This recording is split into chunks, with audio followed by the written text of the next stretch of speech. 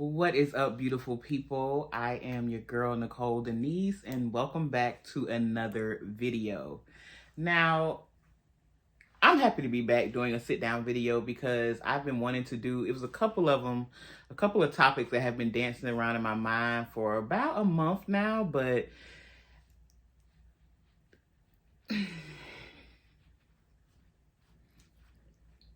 see how I didn't say anything? This is the perfect segue into what I want to talk about today, which is actually voice, finding your voice, reclaiming your voice, remembering your voice, deciding your voice, choosing your voice, especially for Black women, because I've heard people say that when your throat chakra, if you believe in chakras or anything like that, when your throat chakra is like closed and needs to be opened up, it's a lot of times that you will go into these phases of silence where you don't speak up, you don't stand up, you don't say what you mean. Your voice is constricted. And I have lately been feeling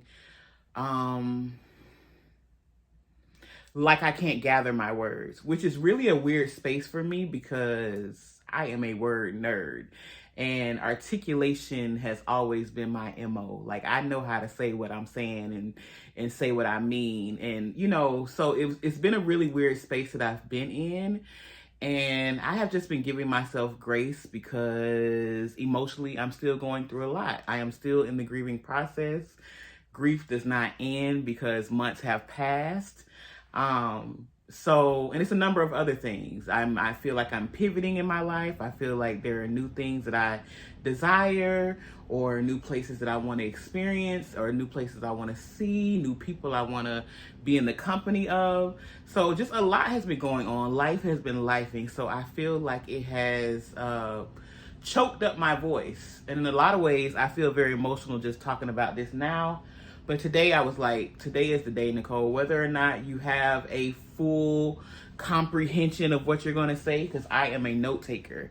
I have notes in my phone, and even the notes have been very sporadic as of lately, in the past couple of months. So I'm going to get on here, and I hope that this video makes sense, but I really want to talk about voice and what that means as a Black woman.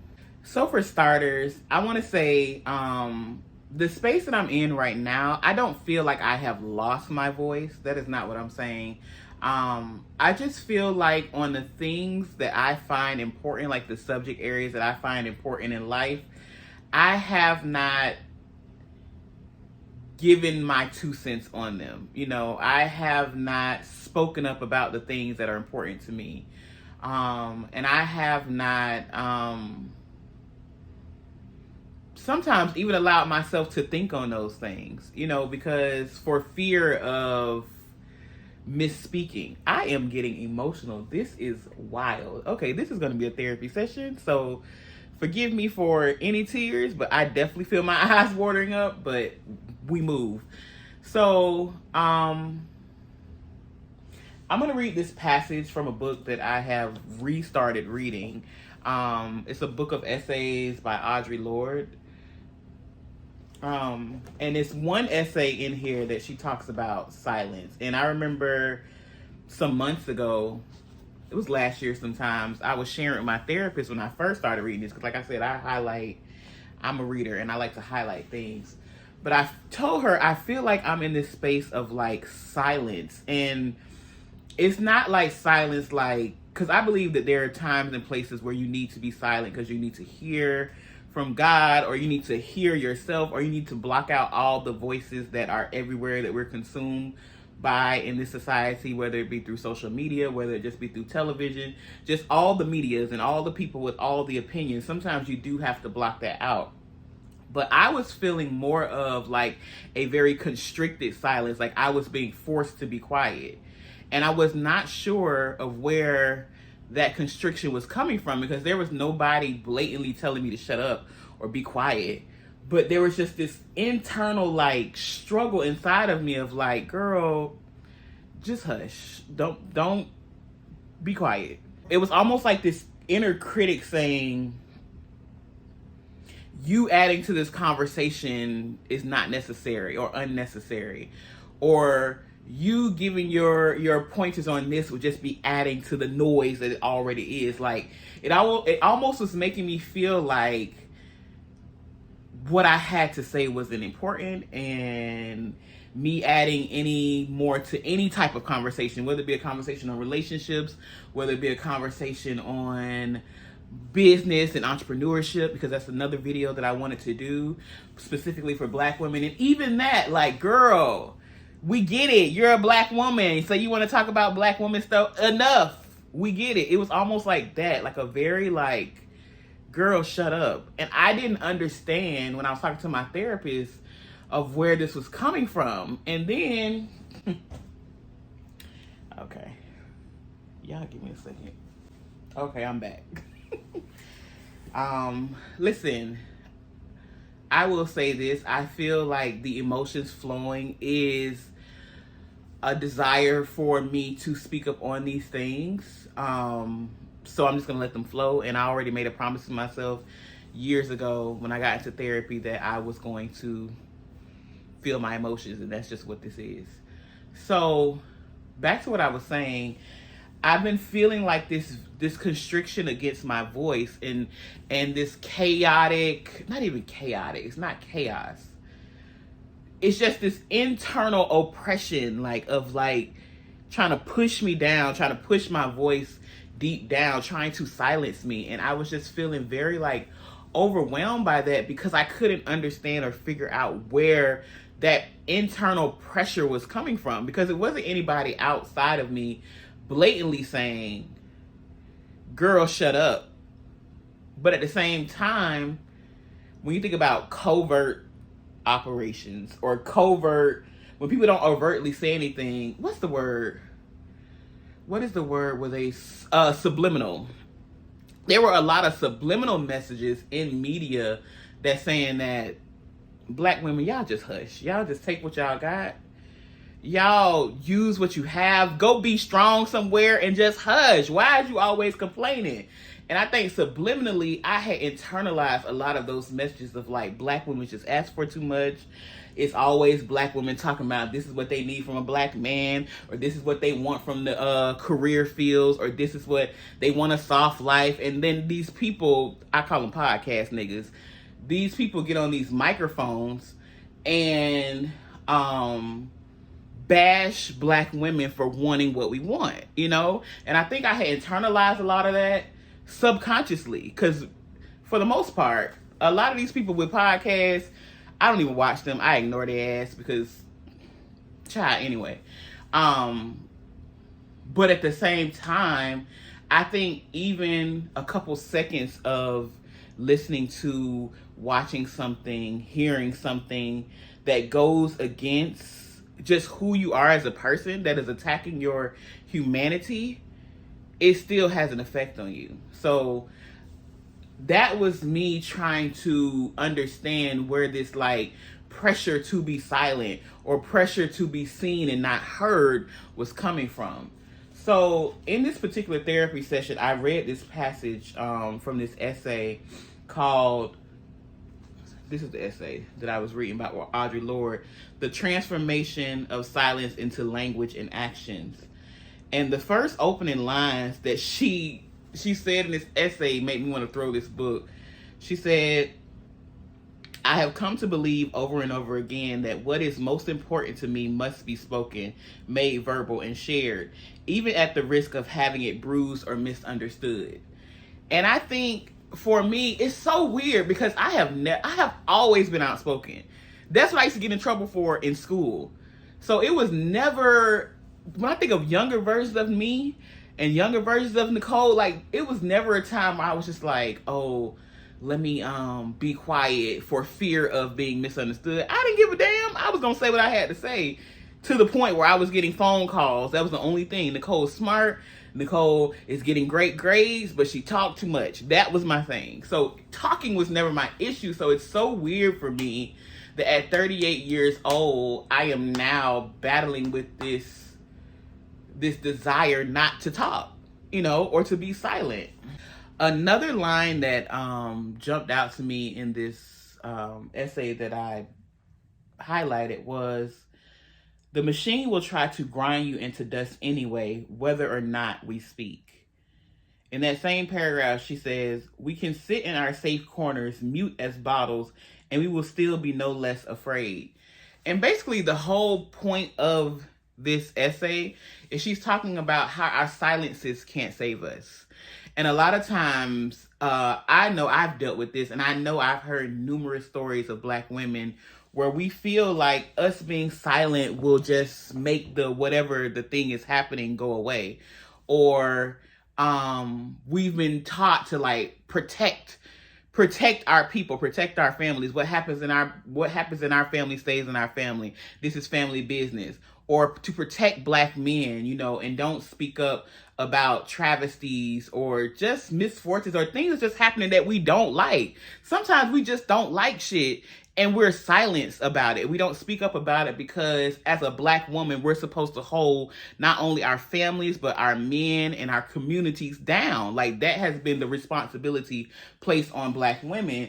And a lot of times, anytime we decide to say no, or we decide to say, you know what, I want to speak up for myself. This is not what I really want. This is not what I actually want. That's when we're like told to hush. And that's when we're told to be quiet. And I think that the revelation of, I know, as I'm saying this, I know what has brought this about. First of all, my mom's passing and knowing who she was as a woman, and how so many people, like at her funeral, people came and they had so much to say about how she was giving and how she was loving and how she, you know, she made them feel amazing. But behind the scenes, and especially in these,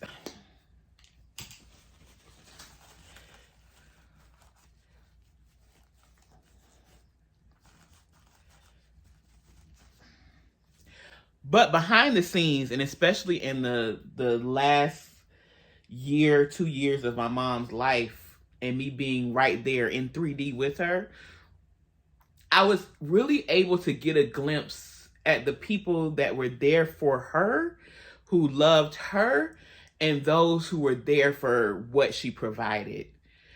And it really made me sad to see the imbalance in both of those things.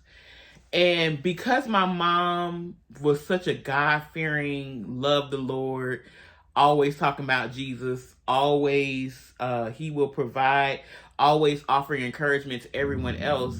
When I heard these people get up and talk about, you know, sing my mother's praises, how she was this great woman, this giving woman, this loving woman, this affirming woman and life-giving person, like, and then to see her behind the scenes, not necessarily saying that nobody cared, but it wasn't the same. Like, you would think that all those people that were singing her praises were also there with her, and they weren't. And that bothered me more than I realized. And I think now it's finally starting to hit me like, I don't want to live my life as that woman. And not that woman as I don't want to become my mother. I don't want to be a woman who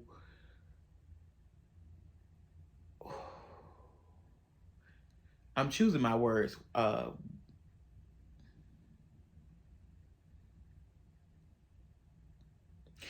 don't want to be a people pleaser at the expense of me and my voice.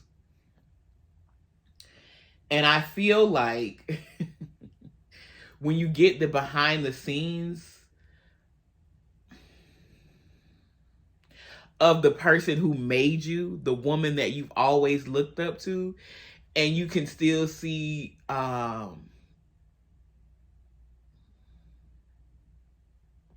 very blatant battles of like, should I do this for me or should I do this for everybody else? Should I show up for me or should I show up for everybody else? Like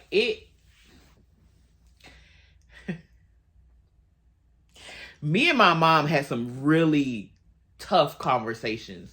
And I thank God for that, because we really got to get real with one another. Just about life in general, and then and about what it means to be a woman. Because I told my mom, I was like, listen, you told us, you gave me and my sisters the blueprint on how to love God, and you gave us the blueprint on how to be smart. You didn't give us the blueprint on how to just live life and be human as a woman. You ain't, you know. And I told her, I said, but at the same time, that's why I love these conversations that we had. I said, I'm not faulting you. I know who your mother was. That's a whole nother story. The story of my grandmother. That's a whole nother story. So, and I understand the era that you came from, and you were more concerned about your girls being upstanding and respected, which is what you produced, which is cool. But at the same time, I think with that package comes masks, if that makes sense.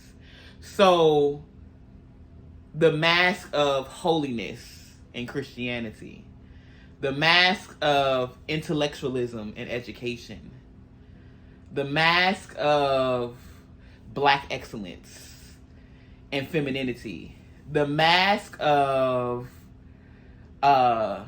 meek and mildness and purity. You know, those are masks that are placed on women, specifically Black women, especially Black women from the South.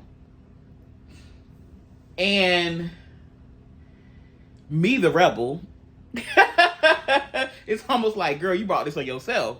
But me, the rebel, who questions systems, who questions everything, who always is like, but why? For what reason? Why are we doing this? What does that mean? I need understanding. That girl, me being that girl, always bucked against those masks. But at the same time, this is my mother. Your parents are your first gods. So she is the blueprint for how I see womanhood. But now, in her passing and me turning another age this year, me getting closer to 40, there is some kind of, like, I don't want to call it a war, but there is a discussion happening internally that's saying, Nicole, who are you really going to be?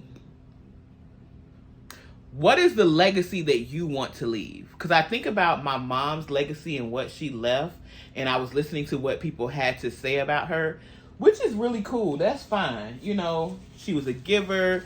She made people feel like they were the only person in the world. That is amazing. You know, I, on the other hand, I don't want that to be my legacy. I want my legacy to be, she said what she needed to say. She was who she wanted to be. She gave what she wanted to give. She lived her life out loud. And in order for me to do that, it's almost like I am going against who my mother was. And that is the conflict. So I am very aware of almost like my voice being stifled because I have this very high regard for my mother and the standards that she set for me as a woman. Boy, I tell you, I did not know this video was going to go this way. But hey, we just going to go ahead and have the therapy session because I know that other women need to hear this. Because our mothers, whether we had great mothers, bad mothers, indifferent mothers, mothers in between, our mothers are still our idols, you know, in whatever capacity. And we subconsciously want to be just like them. But at the same time, when we come into our own, because we are our own individuals and we have our own prescription or our own path to walk, there is an internal war sometimes between, okay, I like this part, so I'm gonna glean this part from my mother. But then the other part is just like, I don't really rock with that. Because you're always gonna be an upgrade. It's just like 1.0, 2.0, 3.0. Like, it's always an upgrade to the model. So your mother is the blueprint, but then you're the upgrade to the blueprint. You get what I'm saying? She's the prototype, but then you're You're the next version of that. So it is this constant conflict between, am I doing her memory correctly? And when I say it like that, that's what it is. But at the same time, that's what I feel emotionally. Logically, I understand, girl, ain't no blueprint to life and how to do it correctly.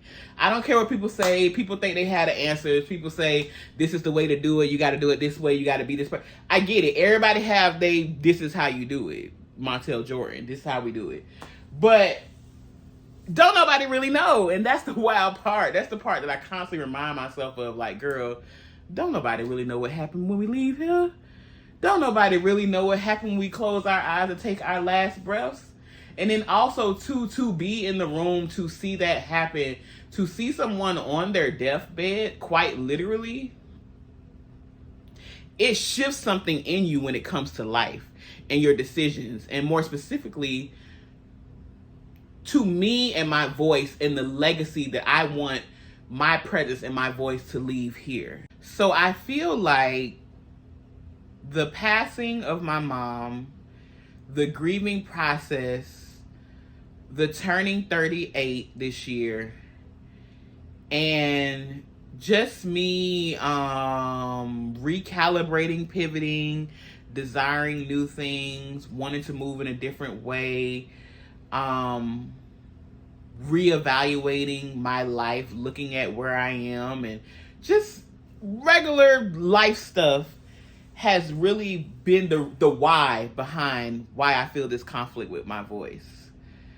So now that I have that piece, and we're still working through it, I'm not saying that it's 100% accurate, but that is just currently what I feel right now. I am now in a space now where it's just like, okay, so now that I have this information, because I am a archaeologist, so to speak. I always said if I go back to school and get a PhD, it would be in sociology and anthropology. So I'm an anthropologist and a sociologist. So I like the study of people, and I study myself a lot. So now that we have this information, Nicole, and we know that this is what is causing, this is the catalyst for you feeling very oppressed or stricken in your voice. Now, what do we do? How are we moving forward from this? And I really believe, for me,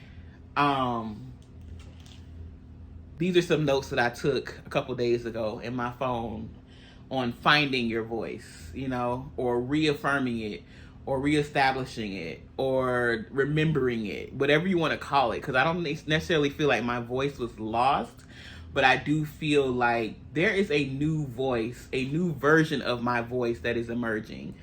And I'm excited to hear what she has to say, but I'm also kind of nervous because I know me, and I know I be saying some shit.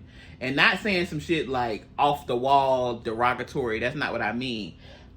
I know it could be very against the status quo.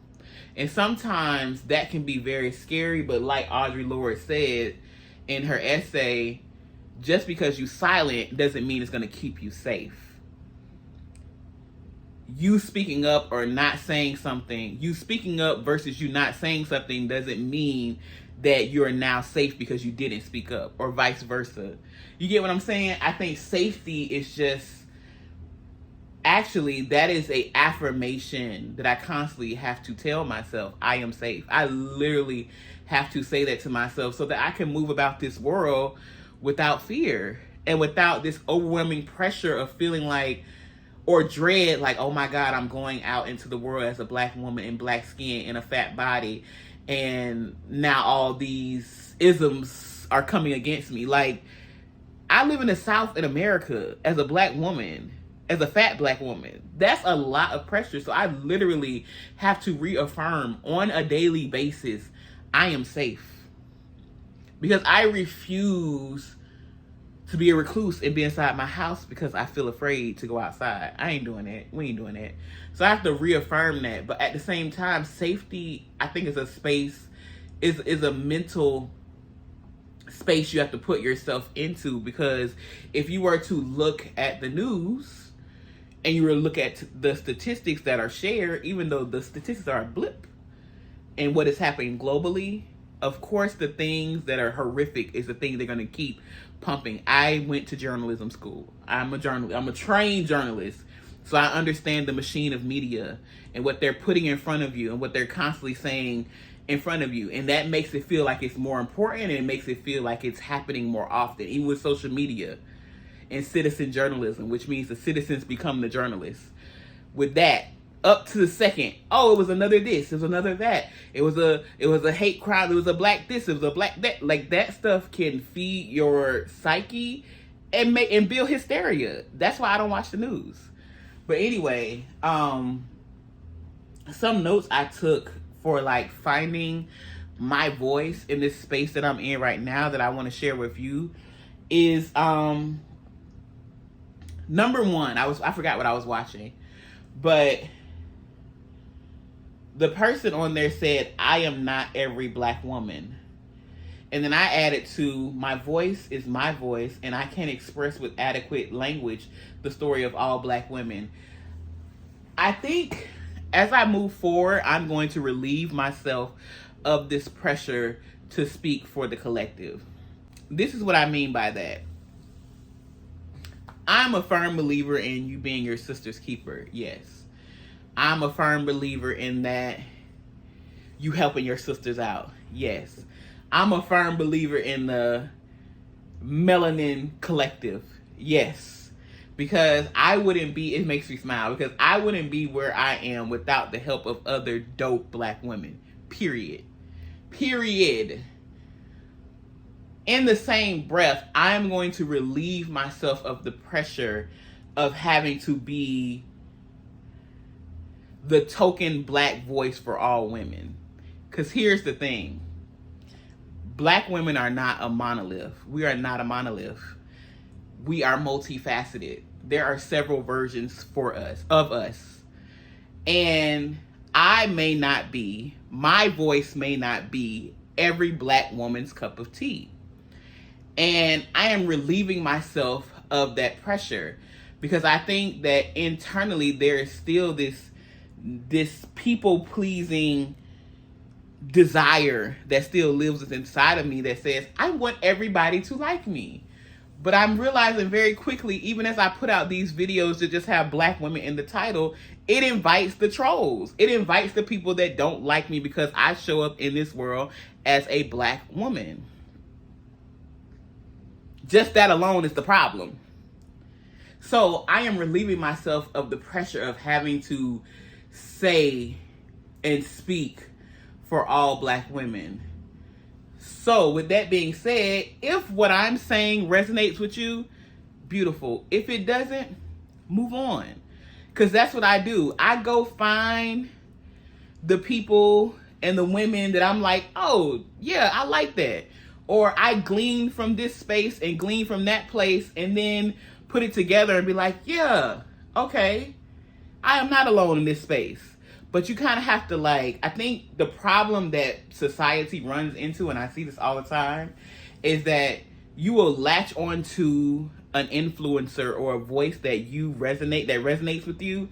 And the moment that human that is speaking or has the voice that you have resonated with, the moment they do something that you wouldn't do, or they say something that you wouldn't say, or they move in a way or make a decision that you wouldn't make, then it becomes a problem. Because that is the overarching thing, is not because that person is wrong.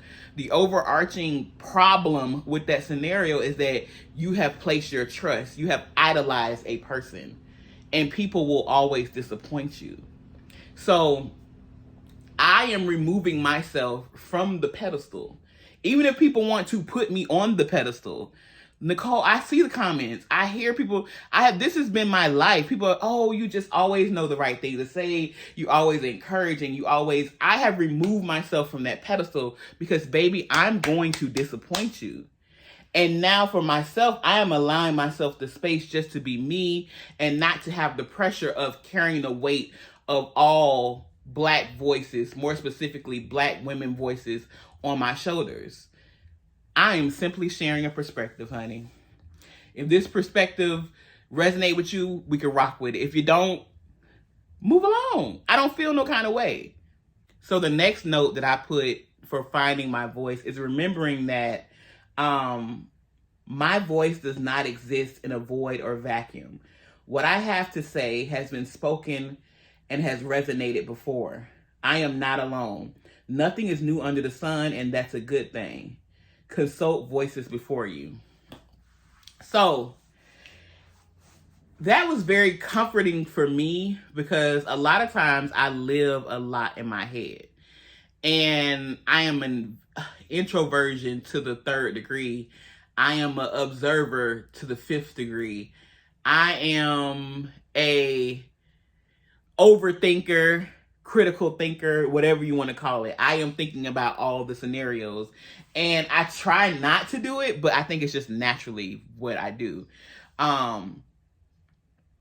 But I try to balance that out with actually going out into life and experiencing things to see if my calculations or my theories are actually true. So I create all these hypotheses in my head, but then I go actually outside and have the experiment to see if my hypotheses come back correct. With that being said, what has been comforting as of late is to actually pick up my books again by these Black women who have lived lives before me, who have had these feelings before me, who have felt stifled in their voices before me. Like, I think about my ancestors and those that came before me who were living during times of like slavery, but even more forward, civil rights movements, and even more forward, different just oppressions. Like, how I feel right now, having this conflict of what I want to say, how I want to present this version of my voice in the world, this is not a new feeling. And that brings me peace. Because a lot of times what will happen is that we will stay inside of our heads as Black women, or we will get into these spaces of, oh my gosh, I feel this way. Nobody else understands me. I am the only one experiencing this. And that is just simply not true. So if anything, I can offer this to you. This is not the first time this feeling has been felt. This is not the first time that what you're experiencing has been experienced. People for generations, specifically Black women, specifically women in your family, have experienced this. So find comfort in, like, I am not alone, because I think that's the quickest way to, how do I want to say it? That's the quickest way to fall into like oppression, depression, whatever you want to call it. These depressive episodes when you feel like you are the only one. And I have found comfort, like I said, in reading books or finding podcasts or listening to other women speak, which has really helped reactivate my voice again. So yesterday, I spent a lot of time listening to some podcasts by Black women that I really like. And just hearing, and these are women are in their 20s, these are women in their 30s, these are women in their 40s. And just hearing like, oh girl, this is our experience. This is our shared experience. It makes me feel like a part of this community. So it's just like, oh, I'm not crazy. I'm not tripping. This is just what happens. This is what life is. And then being able to navigate those feelings or navigate these ups and downs or these ebbs and flows in our emotions and our thinking and our understanding and our physical bodies, like being able to do that, that's what life is. So it just brought me comfort to realize like, oh, I am not speaking or experiencing life in a void. I'm among my sisters. And then the last note that I made about finding my voice is it kind of piggybacks on what I just said. It says, I put that chronic individualism kills voice and strengthens internal conflict, chaos, and delusion. Chronic individualism is a side effect and symptom of systemic groupthink. Girl, that's kind of deep. I got to think about what I was talking about. Basically, I know from the first part is that we are in a society that says me, me, me, me, me. That's cool. Self-care, look out for you, do you, be you. I'm for it. Like, girl, get your bag, get your man, get your life, get your career, get your diamonds, whatever it is you want. I'm for it. Black woman, I am for you having what you want. Soft life, do it. Flued out, let's go. You know, I am for you being who you want to be. At the same time, though, that me mentality, not only can it be very lonely, but it feeds into this idea that you are doing this by yourself. And although a lot of us have been reared and socialized into believing, because I know you think it's your own belief, but you've been socialized into believing that it is more powerful or it is more upstanding to say, girl, I got this on my own. I'm self-made.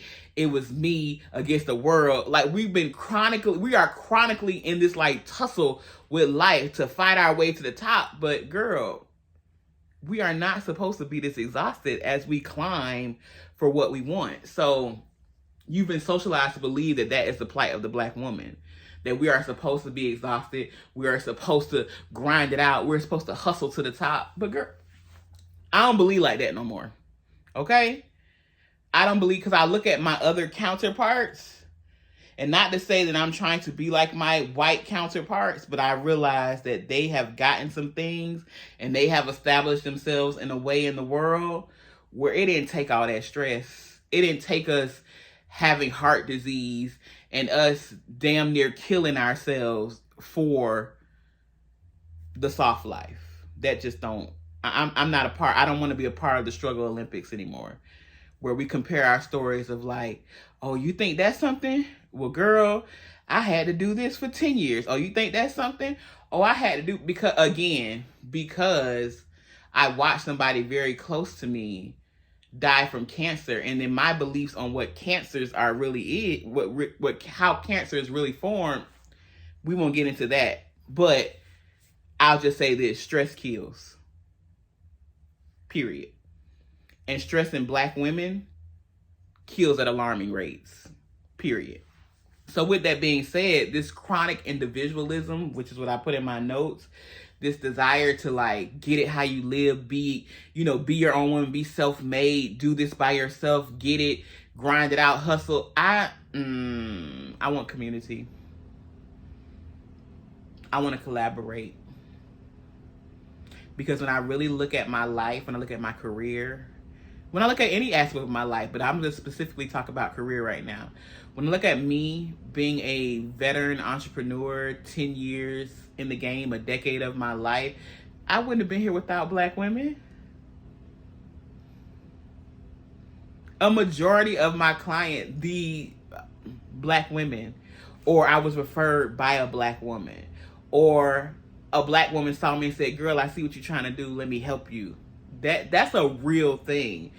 And so for me to then turn around and be like, oh, but I got it all by myself because I'm a this and I'm a that, I'm a strong and that is dishonoring the sisterhood.